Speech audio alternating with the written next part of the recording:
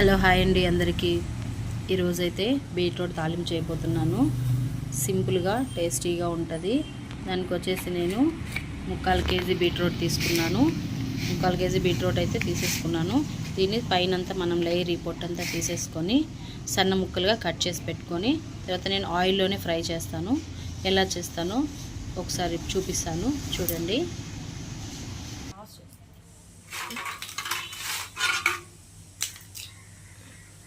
ఇదంతా ఇలా కట్ చేసుకునేసి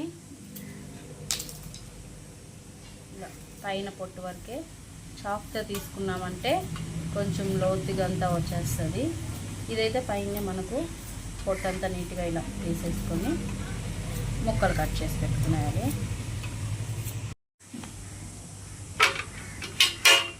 ఇలా పైన పొట్టంతా నీట్గా తీసేస్తాం కదండి. ఇలా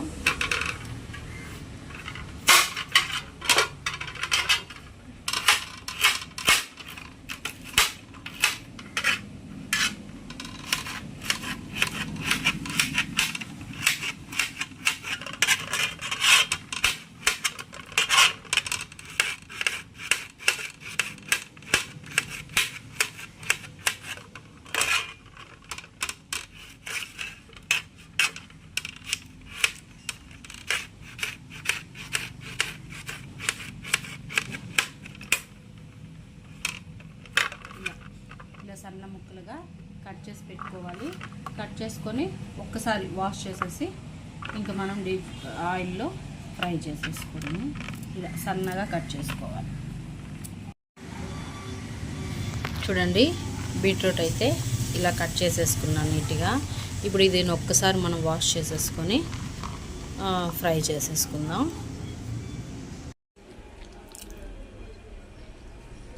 ఇప్పుడు చూడండి, స్టవ్ వెలిగించి ఒక బాండల్ పెట్టుకున్నాను. పెట్టుకున్న తర్వాత దీంట్లో కొంచెం ఆయిల్ వేసుకోవాలా. ఆయిల్లో చేసినా కూడా అంత ఎక్కువ ఆయిల్ అయితే ఏం పట్టదండి. ఒక 6 స్పూన్లు ఆయిల్ వేసుకోవాలి.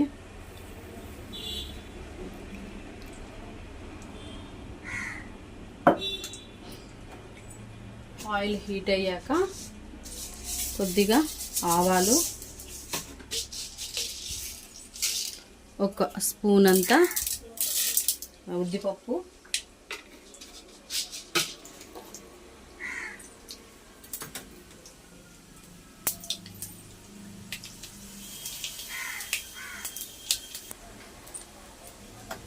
ఇప్పుడైతే ఆవాలు కూడా వేగిపోయినాయి, ఉద్దిపప్పు కూడా వేగిపోయింది.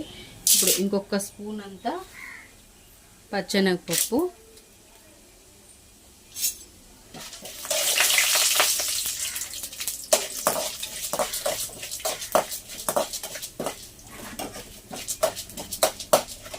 అది కూడా వేగాక బీట్రూట్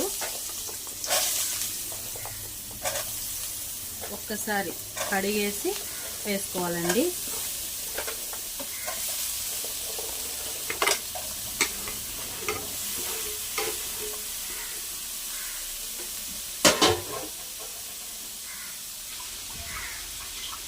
ఇప్పుడైతే బీట్రూట్ అంతా వేసుకున్నాం కదా,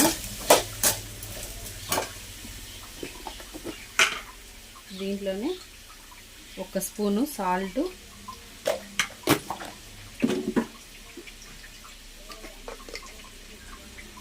ఒక 1/2 స్పూను పసుపు. ఇప్పుడు ఉప్పు పసుపు వేసేసాము. ఇప్పుడు ఒకసారి మొత్తం బాగా మిక్స్ చేసుకోవాలి.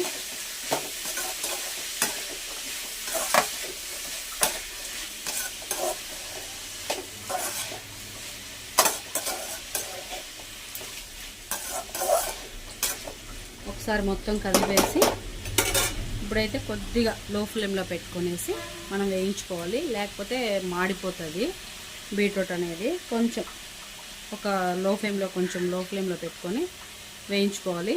మూత పెట్టేసామంటే కొంచెం బాగా మగ్గుతుంది. ఇప్పుడైతే ఒకసారి మూత తీసి మొత్తం మళ్ళీ ఒకసారి కలుపుకోవాలి.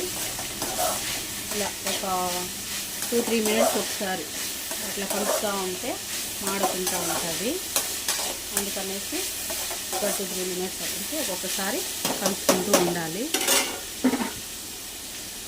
మళ్ళీ మూత పెట్టేసుకుందాం.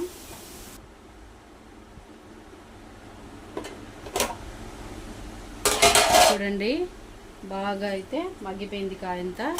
ఒక్క రెమ్మ కరివేపాకు, ఎందుకంటే ఇలా మనం స్లో మంట మీద పెట్టుకొని నీట్గా వేయించుకున్నాం కాబట్టి చూడండి మాడని కూడా మాడలేదు. మనం హై మంట మీద పెట్టామంటే ఎక్కువ కూడా మాడిపోతుంది. అలాగే ఇప్పుడు నేను 5-6 స్పూన్లు ఆయిల్ వేసాను. ఆయిల్తోనే ఫ్రై అంతా కూడా అయిపోయింది. మళ్ళీ ఏం కూడా ఆయిల్ కూడా వేయలేదు. ఇంకొక 2-3 మినిట్స్ అయిపోతే ఫ్రై కూడా అయిపోతుంది. ఇంకొంచెం ఉడికిపోయింది.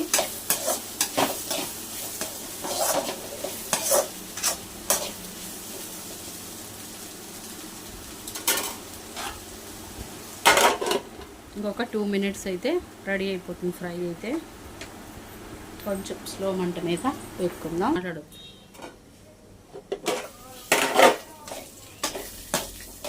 చూడండి ఫ్రై అయితే నీట్గా రెడీ అయిపోయింది. మనం ఆయిల్లో ఫ్రై చేసినంత మాత్రాన ఆయిల్ అయితే ఎక్కువ అవుతుందని ఏం కాదు. ఒక 5 టేబుల్ స్పూన్స్ అయితే సరిపోతుంది. చూడండి బాగా అయితే ఫ్రై అయిపోయింది. ఇప్పుడు కారం ఇవన్నీ వేసేసుకుందాం.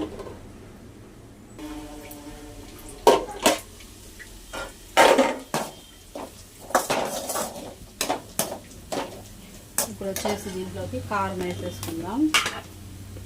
కారం వచ్చేసి 1/2 స్పూన్ అయితేనే సరిపోతుంది.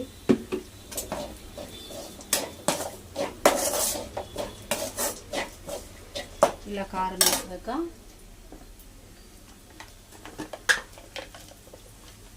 ఒక 2 స్పూన్లు శనక్కాయ పప్పుల పొడి వేయించి పొడి చేసి పెట్టుకొని ఉంటాను. ఇది ఒక 2 స్పూన్లు. ఇది వేస్తే టేస్ట్ అనేది చాలా బాగుంటుంది. ఇలా ఒకసారి చేసుకొని తిని చూడండి, చాలా అంటే చాలా బాగుంటుంది. మనం ఇలా రైస్లో కూడా కలుపుకోవచ్చు. ఇలానే సూపర్ ఉంటుంది. ఈ పప్పులు ఇవంతా కూడా వేసాం కాబట్టి మనం రైస్లో కూడా కలుపుకొని తినచ్చు. టేస్ట్ అయితే సూపర్గా ఉంటుంది. ఈ శనక్కాయ పప్పులు పొడి వేసాం కదా, ఇది కూడా బాగుంటుంది టేస్ట్గా అయితే. ఫ్రై అయితే రెడీ అయిపోయిందండి. చాలా బాగా వచ్చింది. అంతే, మనం ఫస్ట్ నుంచి 2-3 నిమిషాలకు ఒక్కసారి మనం ఇలా కలుపుకుంటూనే ఉండాలి, లేదంటే అడుగంతా మాడిపోతుంది. ఇట్లా కలుపుతూ ఉంటేనే ఫ్రై అంతా కూడా బాగా వస్తుంది. నీట్గా ఫ్రై అయితే రెడీ అయిపోయింది. చాలా బాగా వచ్చింది. టేస్ట్ కూడా బాగుంటుంది. ఇలా ఒకసారి ట్రై చేసి తిని చూడండి. ఇది కానీ మీకు నచ్చినట్టయితే లైక్ చేయండి, షేర్ చేయండి, కామెంట్ చేయండి. అలాగే మన ఛానల్ని సబ్స్క్రైబ్ కూడా చేసుకోండి. Bye friends.